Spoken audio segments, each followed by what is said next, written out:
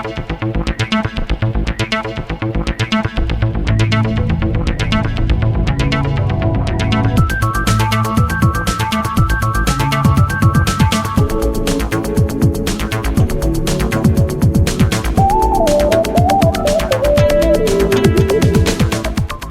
meus amigos, estamos aqui mais uma vez para gravar o Café com o Professor Alcides. E hoje eu tenho aqui ao meu lado uma das pessoas que eu mais admiro aqui na minha querida cidade Aparecida.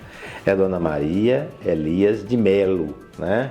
E de Deus também, porque o Melo é do marido. Não é isso, Dona Maria? Dona Maria, vamos falar um pouquinho da senhora? Ok.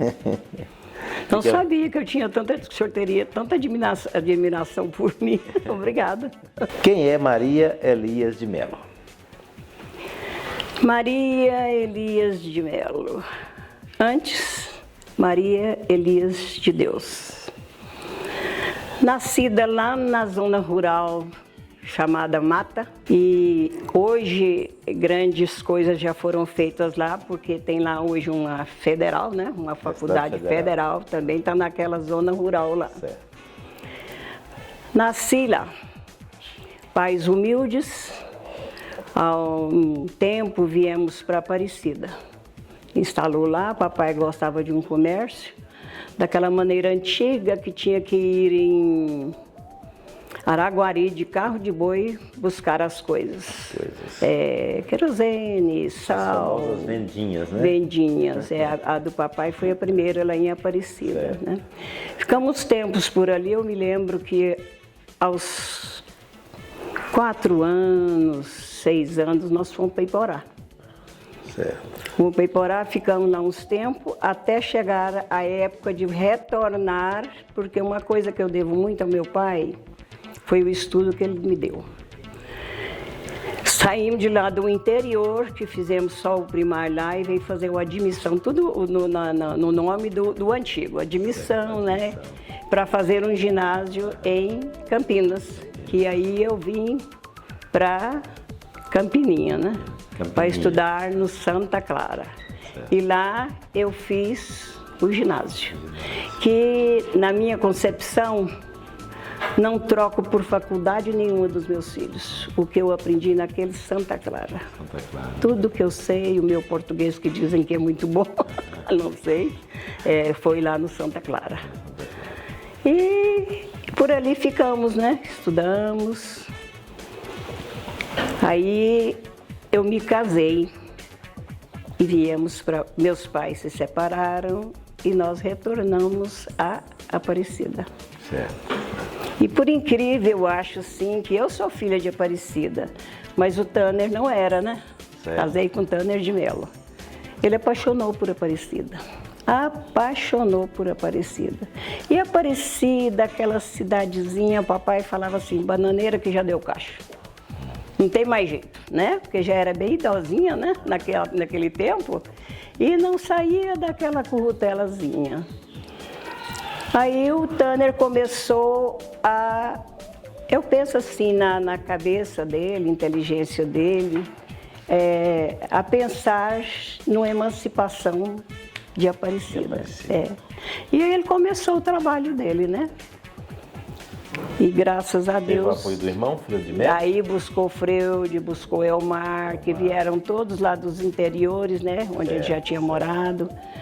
E seu Vicente também, de Paula Souza. O Vicente também, porque ele instalou o cartório também na época da emancipação, né? E é isso aí. Emancipou Aparecida, foi o primeiro prefeito eleito. O Tanner. O Tanner de Melo, primeiro prefeito eleito de Aparecida. 64, 63, não sei. 64. 64, né? 64. Os anos passam. Os anos passam. Os anos passam.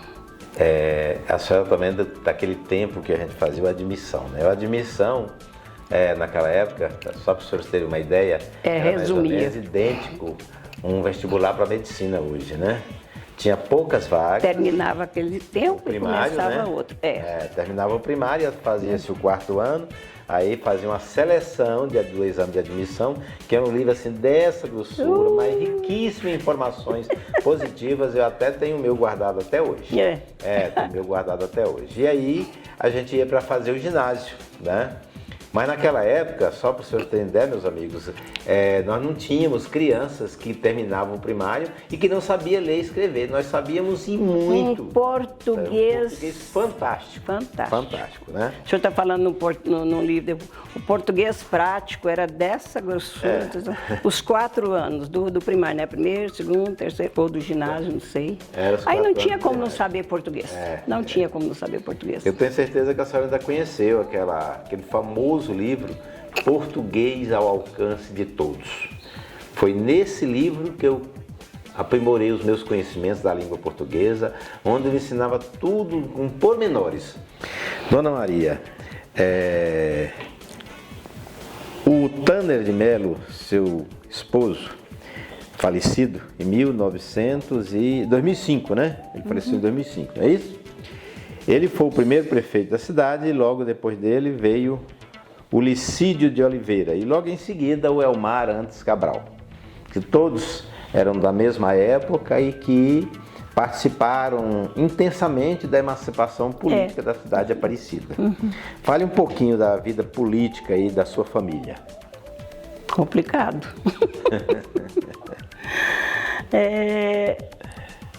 Política.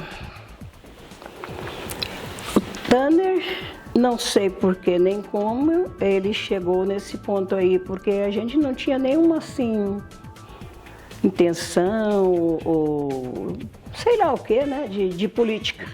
Então ele começou a vida política dele aí nesse lugar. Mas parece que decepcionou, né? Porque foi só aquela parte que ele foi prefeito e não quis mais ser político, não quis mais. E nem gostava, porque aí os meninos cresceram, o Taninho, meu filho mais velho, já partiu para o lado da política também. O Taninho participou um pouco de política, mas contrariando o pai, porque o pai ficou decepcionado com a política, né? Ele foi prefeito e ponto, né? Certo. Então, o Taninho tem uma historiazinha política, mas também não sobressaiu. Mas ele foi vice-prefeito, né? Foi vice-prefeito do Maguito. Na primeira gestão do Maguito. Do Maguito, Depois o Targue também foi vereador. Foi vereador, Mas também parece que não gostou. Política para ele não era o que eles imaginavam, né? Imaginavam. E depois a nora, Leiliane, né? Leiliane gosta muito de política. Minha nora, a esposa do Targa, né? Gosta muito de política. Ela também foi vereadora, né? Foi vereadora. E o cunhado, Freu de Melo, foi um... o Freude, esse aí é político. Esse aí, como ele gosta de política, meu Deus. Até falam que é a figura folclórica de Aparecida de Goiânia. Conhecido como o prefeito folclórico da cidade de Aparecida de Goiânia. Né? Sui generis. Aquele dali E ele, com as loucuras dele, ele fez com que Aparecida... deu um boom. Foi ele que fez as coisas dele. Fez acontecer. Chamar a gente e entrar num loteamento todo complicado, dando trabalho para nós hoje, né? Mas Aparecida sobressaiu no governo dele. No governo do Freude, foi ele. Me fale um pouquinho de como a senhora chegou, como é que o cartório chegou até a senhora. Hoje o cartório primeiro ofício, né? E de notas. É interessante a história do cartório, é outra história. Quando a gente casou, eu e o Tanner, papai levou a gente para a chácara lá em Aparecida. E eu nunca tinha trabalhado, né? Eu estudei, né? E o Tanner também do mesmo jeito. Então nós fomos para uma chácara fazer o quê, né? Mas papai nos ensinou, a mim e ao Tanner. Papai, uma pessoa simples, eu falo até assim, meio ignorante, mas de uma sabedoria fantástica, né? Aí viu que o Tanner tinha uma letra muito bonita, mas não era de fazenda, não era de roça. E eu da mesma forma, né? Aí resolveu comprar uma casa em Aparecida para nós, financiou, ajeitou tudo, fomos para Aparecida. E ali ele começou a imaginar o Tanner com um cartório. Que na esquina lá de Aparecida, num compadre dele, tinha 3 livros de cartório. Óbito, registro e casamento. Da Cecília Carvelo. Ela tinha uma chácara para lá, ela passava por ali, assinava o que tinha de assinar e ia embora. Aí papai comprou esses livros. Ah, certo. E me colocou no registro civil. Registro civil. Tanner já pensou na emancipação, saiu cartórios, prestei concurso naquela época. Isso para mim foi assim, uma coisa inédita, né? Porque fazer concurso naquela época para cartório desse tamanhozinho, né? Prestei concurso para o registro civil, prestei concurso para o registro de imóveis e estou lá até hoje há 61 anos. 61 anos. 61 anos de trabalho até hoje, né? Graças a Deus. E aí, a história do cartório foi essa, a ideia foi de papai. Não, a ideia foi do Tanner, do meu pai primeiro, né? Depois o trabalho do Tanner, o nome político do meu sogro, Mário de Mello, que ajudou muito lá na política, né? E surgiu aquele cartório que ninguém imaginava que seria hoje, né? Seria hoje, né? Que seria hoje. Hoje, pelo que eu estou sabendo, aquela quadra inteira, né? Com exceção de um imóvel só, que falta ser adquirido, toda já pertence ao cartório. Ontem ainda tivemos uma correção, mas uma correção tão confiante, tão simples, por quê? Eu ainda falei pro Dr. Tasso, como é bom a gente ter dignidade, honestidade e moral. É muito importante. Foi uma correção muito boa, porque ele já conhecia tudo, sabe que o cartório está bonitinho, né? Então isso é muito bom pra gente, né? Na minha idade, né? E chegar ali com uns conceitos desse de um juiz, né? Que o cartório está muito bom. Muito bom. Em 2005 a senhora ficou viúva. Resolveu casar de novo ou preferiu ficar na sua? Na minha. Na minha. Interpretações, né, doutor Alcides? Eu sou muito daquela época que existia amor. Amor. Que hoje é raro, né? Acho que nem conhece o que é essa palavra. Né? Então eu amei uma pessoa na minha vida. Certo. Não quis. 7 filhos. Eu arranjar outro amor, seria uma catástrofe. E aí, assim, como supermãe, eu preferi ficar com meus filhos. Tá certo. E é o mais correto, né? Não me arrependo, não. Dona Maria Elias de Deus. E hoje, Dona Maria Elias de Mello. Conte um pouquinho mais para nós como é a sua convivência com os filhos, com os netos. Já tem bisneto? 2 lindas. 2 lindas bisnetas. Uma com 2 aninhos e uma com 1 aninho. Essa convivência amável com a sua família. Família. Eu tinha um médico que ele falava assim, quadrilha organizada. Complicado, não é? Sim. 7 filhos, cada um com uma cabeça. Jesus, tem que ter jogo de cintura demais. Muito grande. Muito grande. Então eu falo sempre que não gosto de netos, mas não é assim na íntegra. É o seguinte, tem pai e tem mãe. Como eu sou uma super mãe de 7, mais 18 netos, eu não daria conta. Eu não daria conta. Deixa com o papai e mamãe. Agora, 2 bisnetas, né? Muito bonitinhas, muito lindas. Tenho orgulho da minha família, orgulho, porque a gente tem filhos complicados, mas, no geral, são muito bons. Meus filhos são pessoas muito boas, muito honestas. Não tenho o que queixar deles. Bom, Dona Maria, aí o nosso bate-papo, meia hora tá um pouquinho, né? Já acabou. Agora... Principalmente na parte da manhã. Parte da manhã já foi. Demais, já foi, né? Eu vou dar 3 minutinhos aí para a senhora fazer suas considerações gerais, falar o que a senhora quiser, que acha que deve falar, né? Fique bem à vontade aí para a senhora fazer. Considerações gerais. Fui pega de surpresa para essa entrevista. Não estou adequadamente pronta para me apresentar frente a uma câmera. agradecida e encantada com o Dr. Alcides, porque eu não sabia dessa admiração. Meu muito obrigada, porque eu não sou lá essa. Eles falam assim, a Maria é a mulher mais poderosa do município. Não sou. Dona Maria, simplesmente Maria. É o que eu gosto de ser, simplesmente Maria. Simplesmente né? Maria. Então, agradeço muito essa entrevista,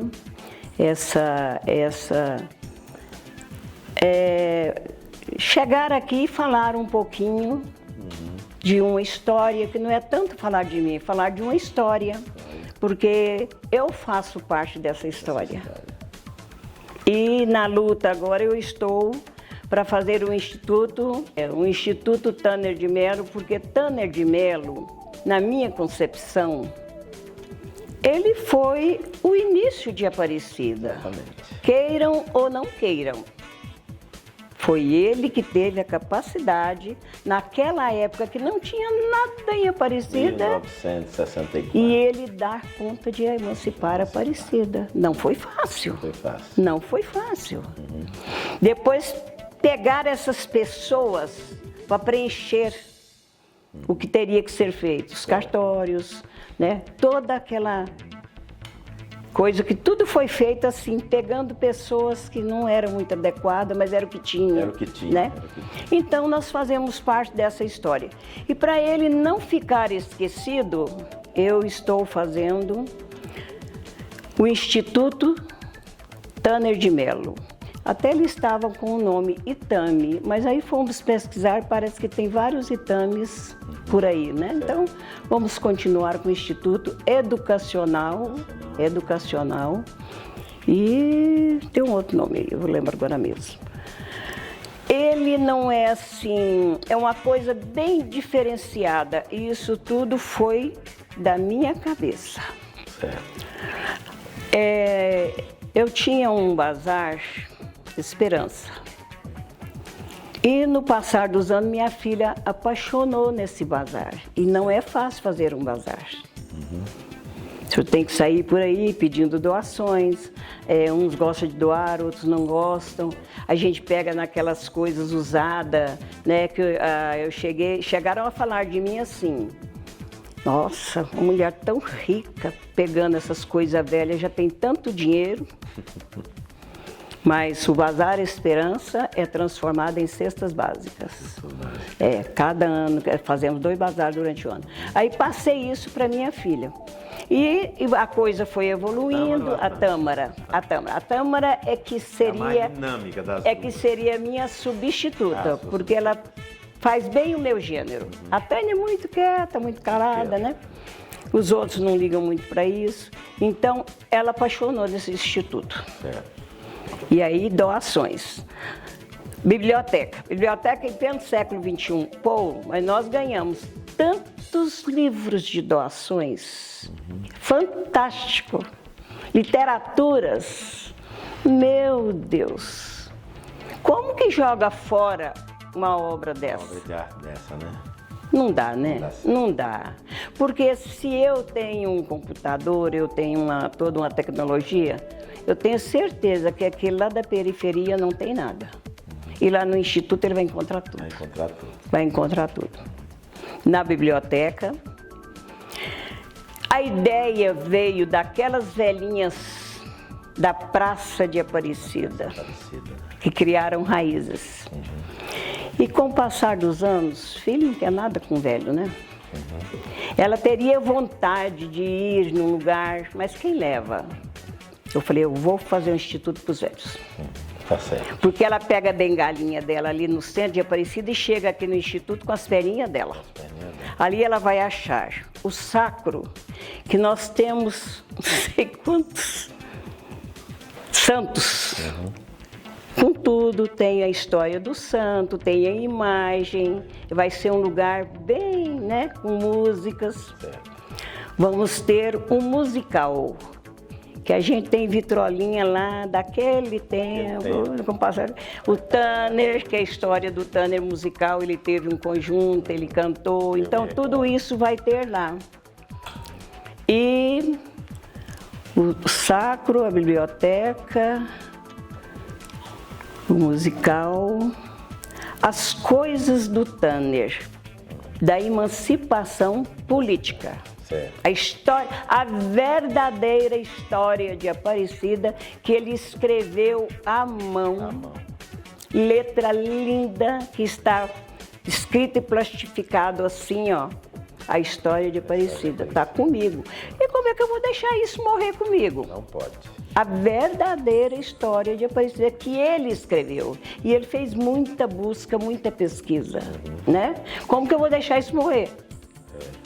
Aí depois temos a Fazendinha, que devido a tantas doações que nós temos, e eu tenho uma bica de 11 metros, bica é por onde passa uma água, porque muita pessoa não sabe. Um monjolo, que antigamente se fazia, se socava todo o alimento naquele monjolo. Então, eu tenho a do Tizeca. Ela está para lá de mais de 100 anos. Vai para uma fazendinha. Então, tudo que é relacionado à fazendinha vai ser num lugar muito bonito, próprio para ela. Para isso, eu estou fazendo em 5 lotes o instituto e a fazendinha no outro lote separado. É. Vai ficar muito bonito. Como eu fui lá em Curitiba e a tecnologia entrou nisso aí, vai ficar fantástico. Não é aquele museu fedorento antigo, não. Né? Que o senhor entra lá, o trem tá fedendo, o povo não interessa por aquilo mais, né? Então, nisso aí foi uma entrevista que nós fomos lá em Curitiba e nós chegamos à conclusão que nós não podemos ficar aqui no meu século. Certo. Nós temos que acompanhar. Então, é tecnologia, né? Então, eu ponho muita fé no meu instituto, muita fé. Que vai dar certo, preciso de colaborações, de ajudas, mas nós vamos fazer. Eu já estou aqui pronto para estar presente na inauguração, viu? Não esqueça de me convidar. Não, de jeito nenhum. Eu tenho a honra e o prazer de convidar as pessoas, principalmente o senhor, né? Nós vamos ter uma coisa de acordo. Nós que gostamos de educação, o senhor vai amar. Com certeza. E pronto, é isso aí que eu tenho a agradecer por eu ter falado nesse instituto, né? Para mim é muito importante. Sim, eu sei. Para mim ele é muito importante. Bom, gente, nós encerramos por aqui, né? Eu tenho certeza que vocês vão amar esse bate-papo legal com Dona Maria. Surpresa. Elias de Deus e Melo, né? É sem dúvida alguma uma das mulheres mais sérias e competentes que nós matriarca, temos na né? nossa Porque querida cidade Aparecida. A matriarca da família Elias Melo. Um abraço, fiquem todos com Deus. Muito obrigada.